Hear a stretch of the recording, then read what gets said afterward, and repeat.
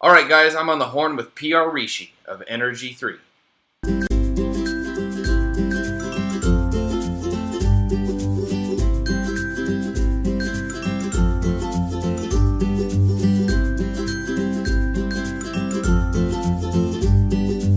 Why don't you just tell me a little bit about, just really quickly actually, tell me about your business.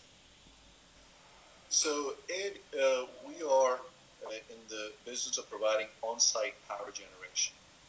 Okay, and we have been in this business a long time, and we see a tremendous opportunity in the cannabis industry because we find about three things that are very compelling. Mm-hmm. One, that power supply is very limited in the geographies, right? The customers who want to open the facility, the grow facilities, have to sometimes wait as long as 8, 9 months to get a connection. And to get that connection, sometimes they have to pay an inordinate amount of money to get the transformers and things like that.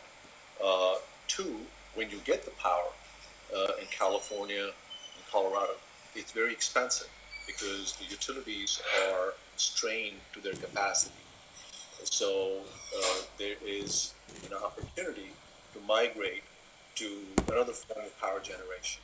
And three is that if you want to have a cost structure that is sort of in sync with how your product is, sort of cost of goods sold, you want to have as compelling a power generation factor because the second highest cost within after labor in the production of cannabis.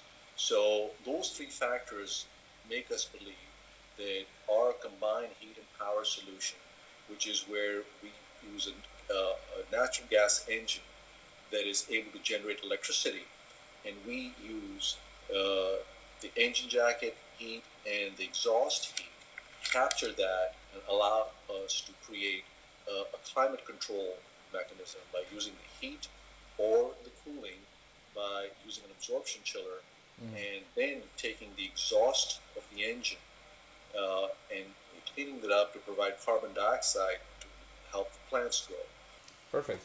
So what are your thoughts on LA and how you're going to integrate with the changing market of California?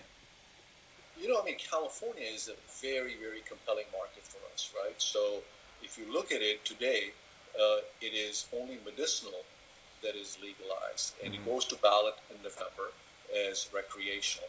And there's a very, very good chance that it will pass.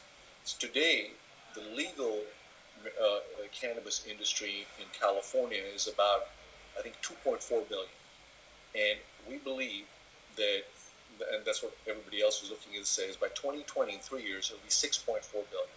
So there's a huge, huge opportunity for us to get into the ground level and work with, different developers out there to have this as a key part of their overall solution.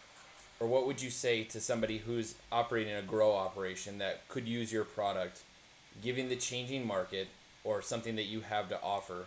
What education and or advice would you have for those? So what I would suggest is let's begin a dialogue. Let's look at what your utility bills are for the past 12 months, and we will do the analytics on that and come back to you very quickly, showing you what a compelling value proposition this will be. Because two things: one, as the price of electricity moves up, as the demand, it's a demand and supply operation, right? They can't build power plants fast enough. Think about it. If you're going from a business that is today 2.4 billion, and you're saying in 3 years, right, and by 2020, 6.4 billion, there's going to be a tremendous amount of stress on the infrastructure. So what we're doing is plan for it. One, you reduce your cost significantly. Paybacks would be 3 years, right? Two, you now have a very secure, power generation solution that is in your control. It doesn't mean that the grid goes down and all this stuff.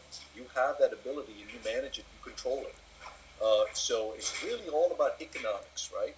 And you obviously become a good steward of the environment because you are now in clean tech and you're generating power through natural gas rather than coal. So we see it's a win-win for everybody.